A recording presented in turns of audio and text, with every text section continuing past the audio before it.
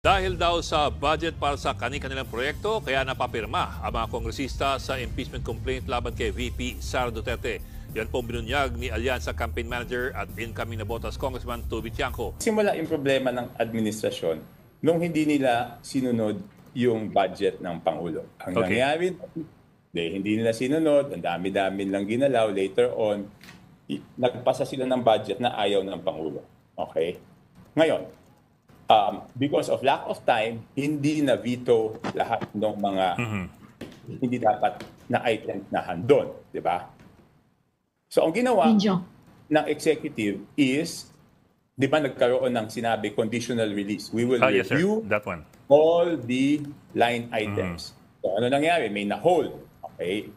So noong pinipilit nila ilabas yung mga projects na for conditional release, iniisip-isip ko na noon na ito yung reason para doon sa impeachment para mapilitan yung executive branch na ilabas yung budget. So hindi ko mapatunayan nun. Pero for the record, nag-text ako na yan ang duda ko kung bakit nila ginagawa. Okay. Sir, in which case, sir, if I may, in which case, are you saying therefore na Malacanang was not convinced of the need to pursue the impeachment at that time?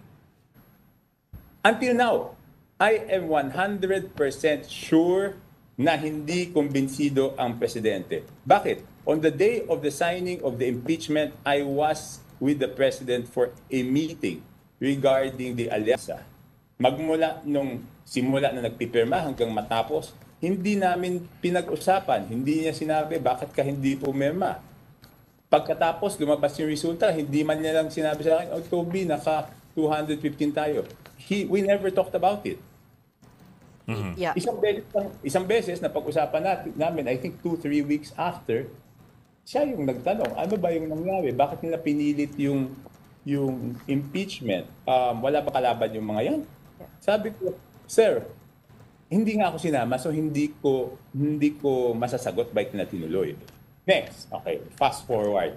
So, naka-hold pa rin yung mga conditional release. And up to now, I think there's mga 90 billion pa na naka-hold kasi talagang hinihigpitan yon. So, pinapressure nila ako na i-release yung mga infrastructure projects for conditional release. Sabi ko, hindi pa pwedeng i-release yan. Kasi nga, tinitignan pa kung yan ay mga legit projects. Yeah. But sir... Ang sabi nila sa akin, nung dalawang pumausap sa akin na pinapunta ni Speaker, pero naipangako namin yan, paano yung mga pumirma ng impeachment. So,